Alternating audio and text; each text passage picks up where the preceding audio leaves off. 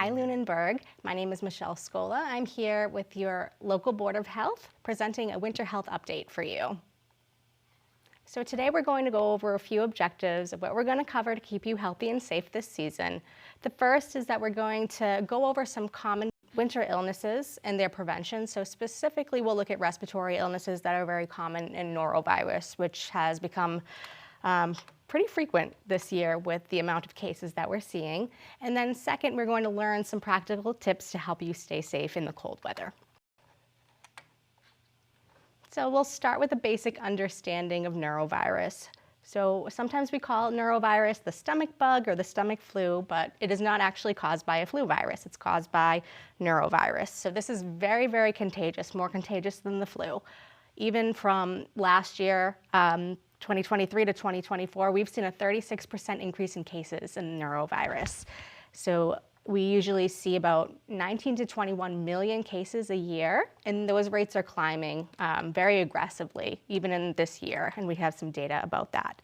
So the main symptoms of norovirus are mostly vomiting and loose stool. We have a lot of stomach upset with norovirus, and it's really common in the winter months. So most of the time, norovirus is the leading cause of acute gastroenteritis, which is basically some inflammation in the belly that causes these symptoms that go along with it. And how we get it is that the virus actually sheds from the place that it comes from, which is usually stool or vomit. So when your body kind of excretes this virus, it becomes particles, goes into the air, goes on surfaces, and it can last almost 2 weeks. So even when your symptoms are gone, that virus can still stay around. So we need to be really vigilant in looking out for it. So this is just a little graph about the rates of norovirus that have been climbing over the past few years. So the light gray is the years 2012 to 2020, and then we look at the blue, and that is 2021 to 2024. Where we see this red spike that is just going up, up, up, that is this current year. That is how many cases we're seeing in comparison to what we had before per the CDC. So we're seeing a huge increase in symptoms, and it's even more severe than it has been in the past.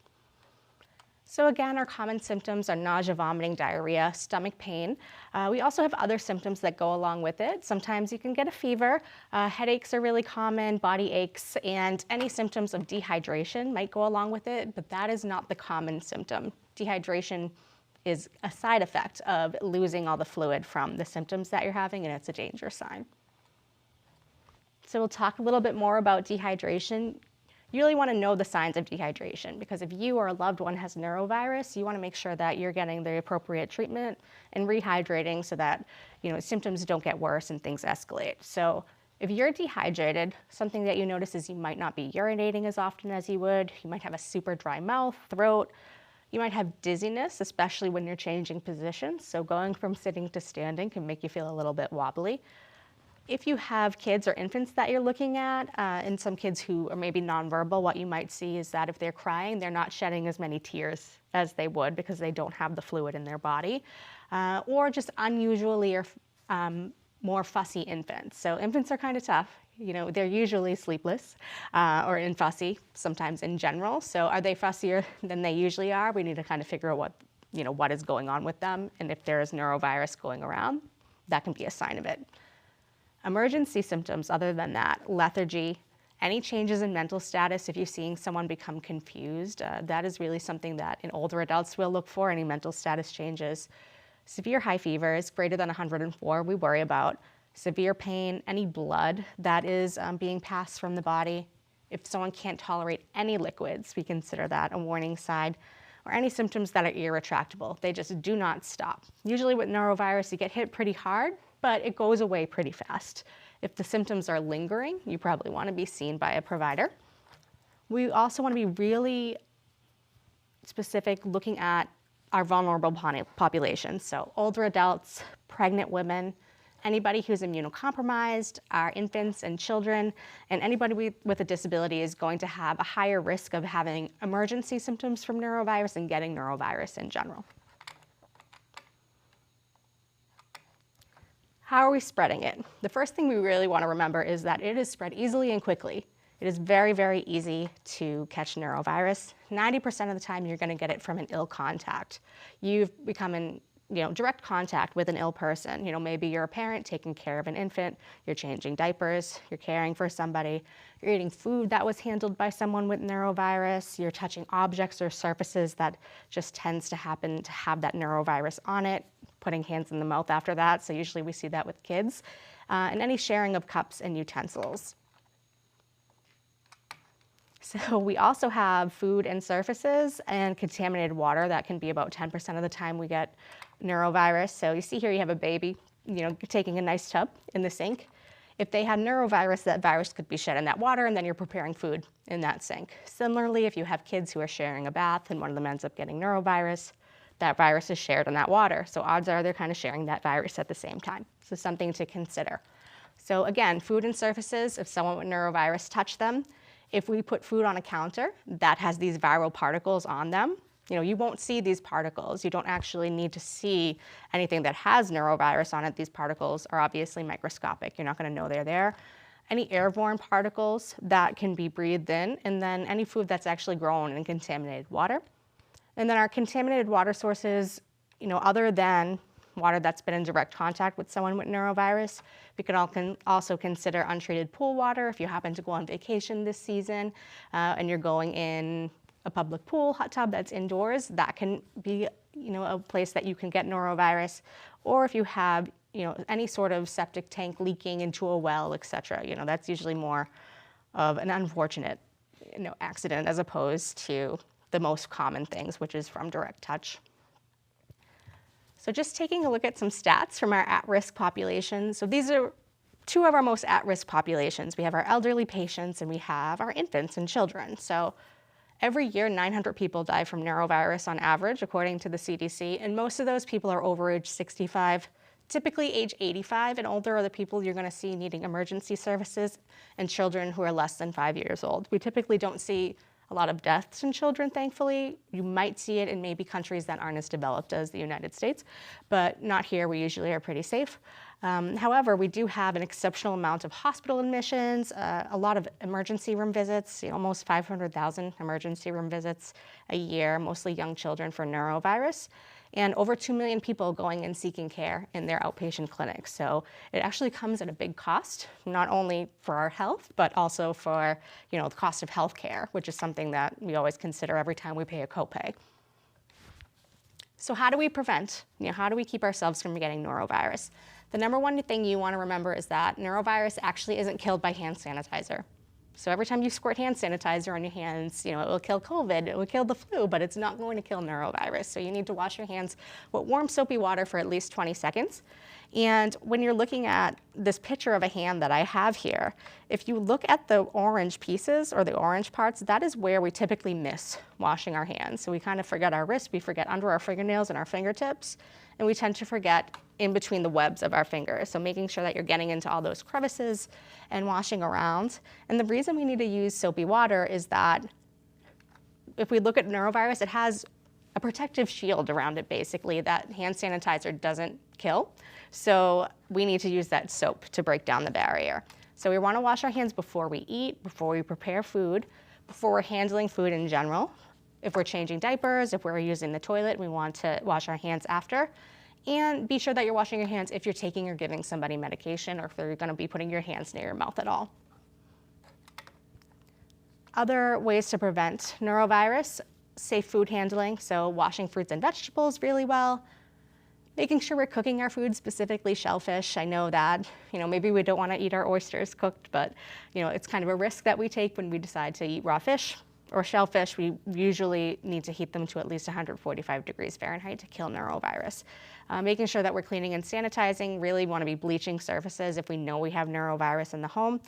If you are having raw shellfish, keep it away from your prepared foods, because that way you won't mix it, just in case. And then finally, just remember that contaminated food is going to look, taste, smell exactly like other food. So you may not notice that your food is contaminated, and it will be easy to eat it and not notice.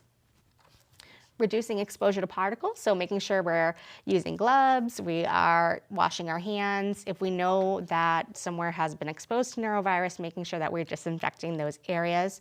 And when we wash our laundry, just use the hottest laundry setting that you can use. Take off clothing immediately, take out trash immediately, that's been contaminated with noro. If you're sick, try not to prepare foods, especially for other people. Try not to care for other people. That's easier said than done if you are the primary caregiver of somebody, but if that person is immunocompromised or at an at-risk population, we maybe want to consider calling in some backup if we can, so we can prevent them from getting sick. Try to reduce your exposure to others, so call out of work if you need to. That is a case where maybe your employer wants you there, but they probably don't want to get norovirus, so make sure you take care of yourself, stay home. Stay hydrated, make sure you're resting. Learn those signs and symptoms of dehydration that we talked about, and know when you need to seek emergency care. If you feel better, just remember that 2 to 3 days after you're feeling better, you might still be contagious. So keep that in mind. So make sure you're still washing your hands really well. And also just remember that antibiotics will not kill norovirus. Norovirus, again, is a virus as opposed to a bacterial infection. So when we are waiting for norovirus to pass, it's just that we're waiting for it to pass. There's really no treatment for it other than treating the symptoms. If you're feeling really nauseous or if you are needing to, lay down and rest and hydration are going to be the best things for you. Now we're going to move on to winter respiratory illness. There are a few that are pretty common. We, of course, have the regular flu. We have RSV, COVID-19, pneumonia, and bronchitis. Those tend to be the respiratory illnesses that we typically see when people are seeking care.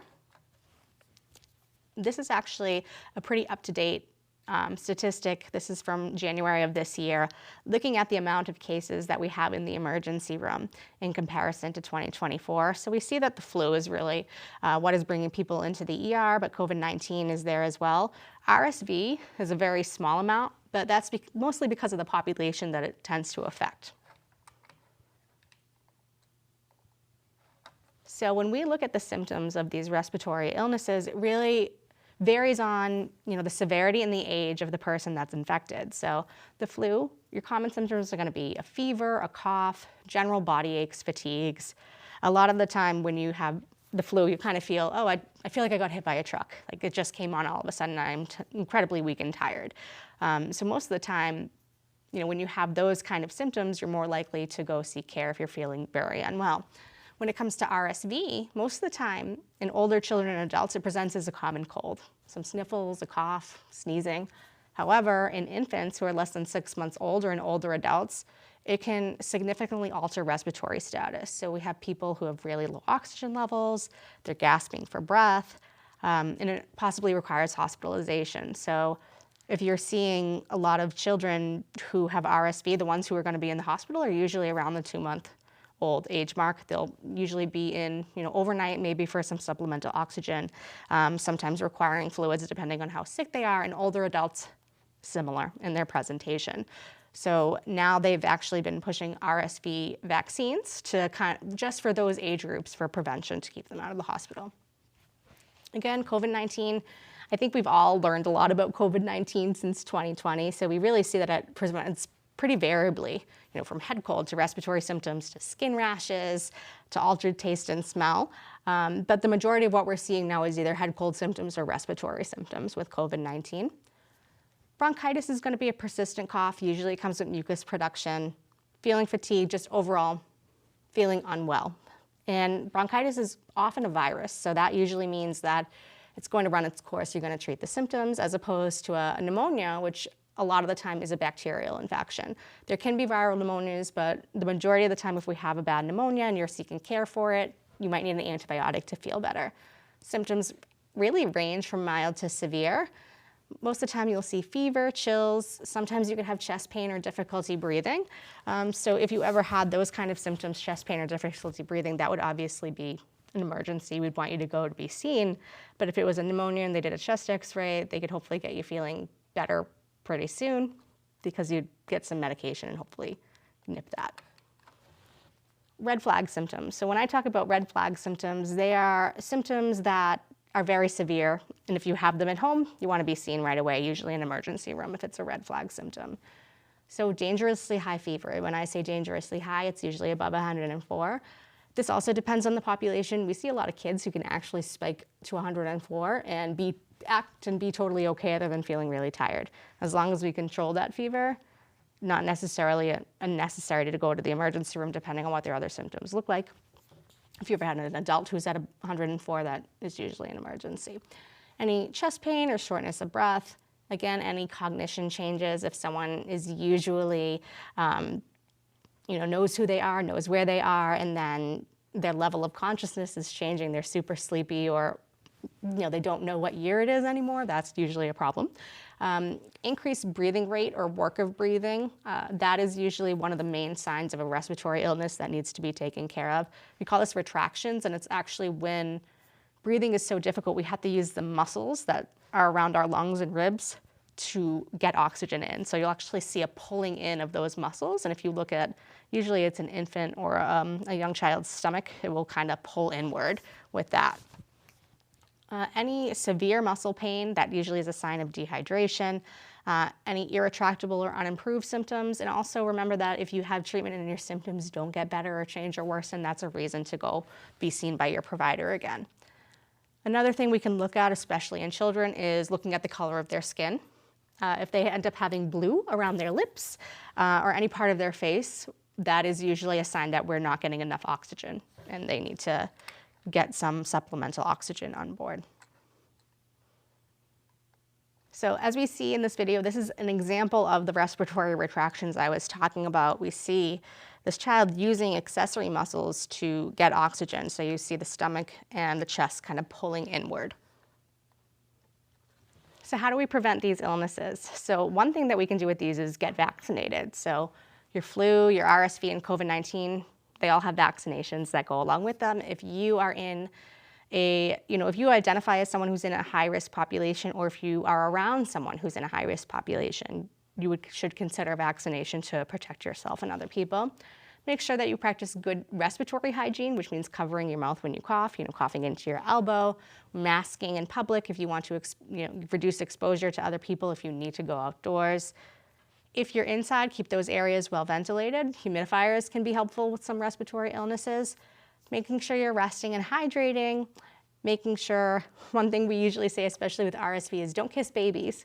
Winter months is when we say this is the season where we don't kiss babies, because that is one of the #1 ways babies tend to get RSV and end up in the hospital. Because as adults, if we get RSV, most of the time we are pretty asymptomatic, but then that 1-month-old you're kissing ends up in the hospital for oxygen, because that RSV tends to affect them a lot more seriously than the average adult. Treatment and recovery. One thing we always consider is, do you need antibiotics? Only if there's a bacterial infection. So your provider will be able to tell that. If you're sick enough and your symptoms don't go away, you should go see a medical provider. So if the symptoms don't improve on their own, if your provider listens to your lungs, they might hear something that indicates you have a bacterial infection. They might order some tests or blood work to see if you have an infection. If it looks like it's pretty negative, viruses can usually go away on their own. Sometimes we have antiviral treatments, which we've probably all been exposed to with COVID-19. We look at the pros and cons of that and see who needs them. #1 thing we really want to do is treat symptoms, though, so you can feel a lot better. Hydration, rest. Sometimes if we're having a lot of trouble with respiratory symptoms and we have wheezing, we can use inhalers. There are some medications that open up our lungs a little bit. And then we can use over-the-counter medications if they are tolerated and safe for the person who is taking them. And just remember, if someone has a respiratory issue, especially children and older adults, they should be supervised, because those children and older adults, the population, if they're sick, they tend to get sick really fast, meaning they might start with an illness and then within a few hours, if it's going to escalate, it will escalate very quickly. So if you notice someone is getting sick and you're kind of worried about it going in one direction versus another, make sure that you're staying with them until you can be sure that they're okay. Finally, we'll move on to our cold weather risks. So we're going to look at 3 risks for cold weather. 2 of them have to do with the cold weather and exposure themselves. That's hypothermia and frostbite, or frostnip. And the last thing is carbon monoxide poisoning. So hypothermia is when our body temperature drops below 95 degrees. So we typically live at 98.6 is our normal body temperature, so around 99 degrees. When we start to get to 95 degrees, our bodies lose heat faster than we can make it. So when we are exposed to immense cold or especially immersed in cold water, our bodies tend to lose that heat very, very quickly. Frostbite, similar. We have damage to the skin instead of just the overall temperature of the body. And this is usually caused by freezing temperatures. So we'll actually have ice crystals form within our body's tissue, and that's what causes frostbite because of that cold temperature exposure. So most of the time if we see frostbite, we see it on areas of the body that are going to be the most exposed. So tops of the ears, nose, lips. Those are the most likely areas that if you go out in the cold, that's what's going to be exposed to the elements. When we talk about frost nip as opposed to frostbite, it's less severe. Sometimes it can be treated at home, sometimes it can't. And usually that's like stage 1 of frostbite. It's when we first notice that we're starting to have symptoms and skin changes. Finally, carbon monoxide poisoning. This is a risk all year. If we are making sure that you're not starting your car in your garage, making sure that you're not heating your house with your oven. Don't use your oven to open and heat the house. But in the winter months, we see it a lot more because we're exposing ourselves to more heat sources that produce carbon monoxide.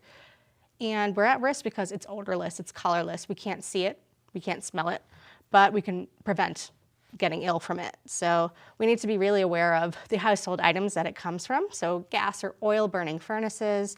If you have portable generators, that's a source. Charcoal grills or fireplaces can all kind of build up with that CO. It can also build up in vents if they're not cleaned during the winter months, so making sure that your furnace is being serviced is also something that is important.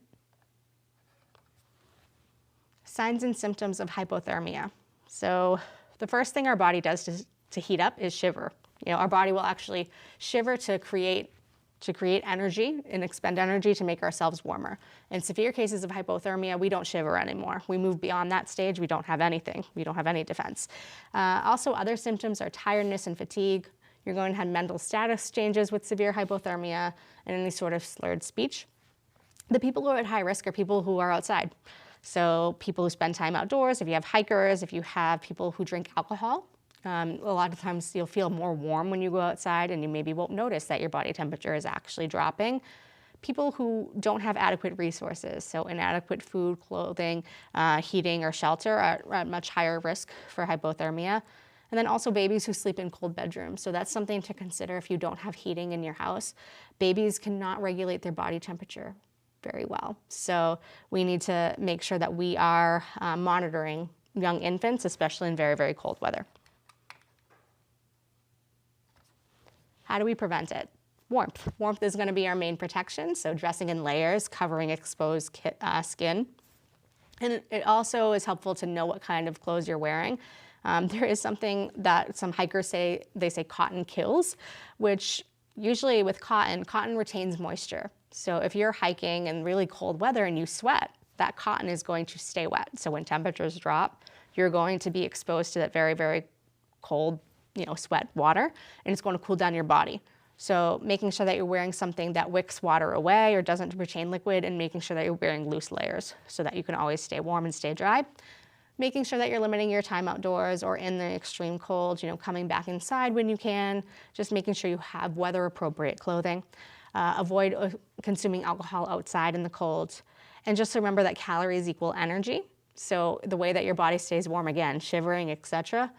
So if you're going out for a hike in the winter, make sure that you have enough water to hydrate and enough calories to make sure that you're moving and heating your body.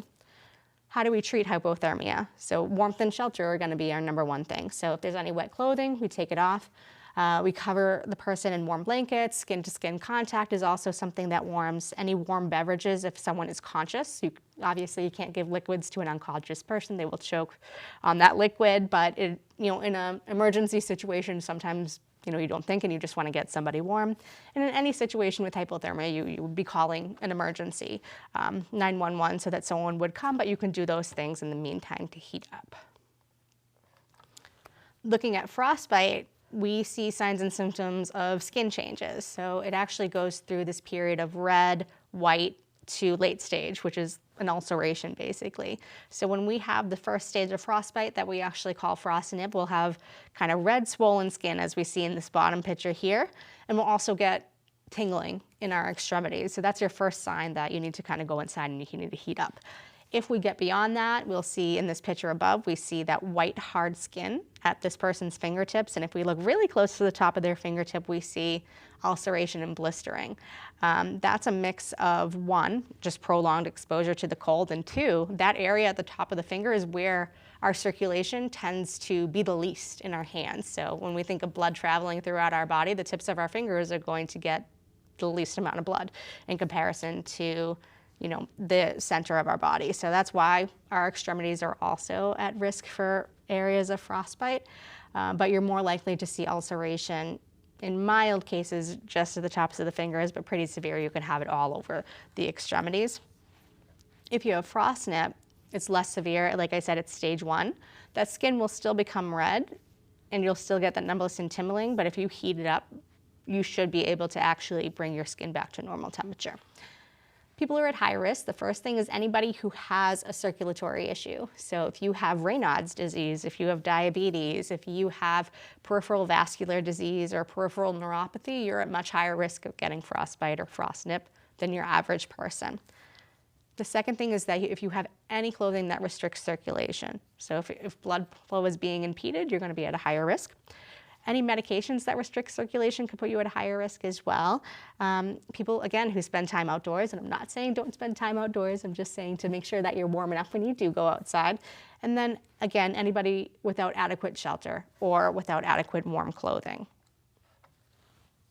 So prevention, again, dressing in warm layers, making sure you cover your ears, your toes, trying to cover your nose if you can as well. We do have some great warm weather clothing that they sell hoods that will cover all the way up to your eyes. So if you're going to be in extreme cold temperatures, that might be something to look into.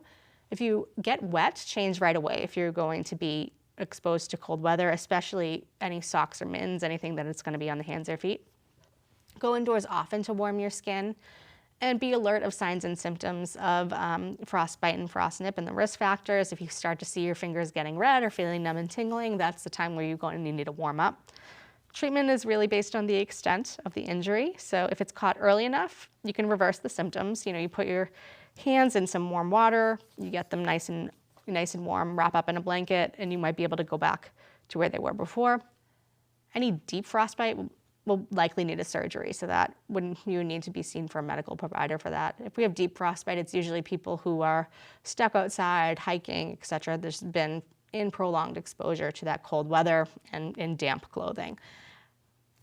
So when we are warming the skin, just remember that you don't want to rub the skin, because if the skin is weak at all, it has a tendency to maybe want to break down. So if you rub the skin, that's not really good for it. We don't want to pop blisters. We don't want to put any direct heat on it. So we don't want to put it, right on a vent, a radiator or something like that, because we won't feel if we get burned if our fingers are numb and tingly. Finally, if we do have areas where we're moving on to the later stages of frostbite, we want to wrap up in gauze so that when we are trying to treat it, the skin doesn't pull and we don't injure ourselves. Finally, CO poisoning. Again, we don't see carbon monoxide, we don't smell carbon monoxide, but we can recognize the symptoms of carbon monoxide poisoning, especially when it first starts.